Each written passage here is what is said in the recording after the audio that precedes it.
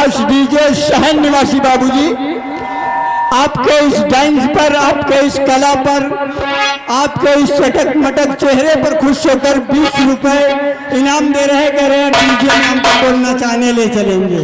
Hello जी भाई साहब, ये हमारे भैया श्रीमान आ गए हैं विश्राम मिस्त्री मेला कमेटी की तरफ से। भाई साहब ये 10 रुपए इनाम आ रहा है और गाने के फरमाइश भाई जी मांग रहे हैं। क्या? बेवफा तेरा मासूम चेहरा सुनाए भाई साहब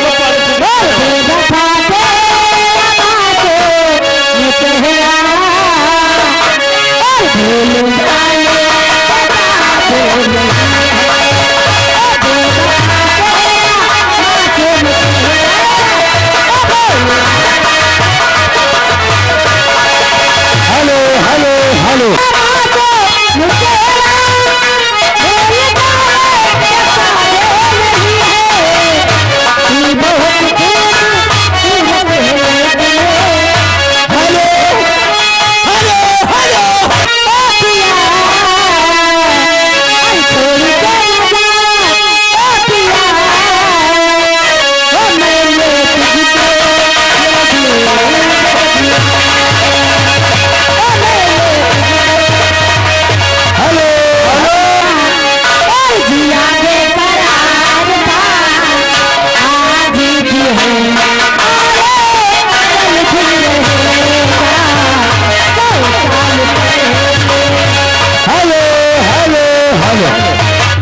हमारे भैया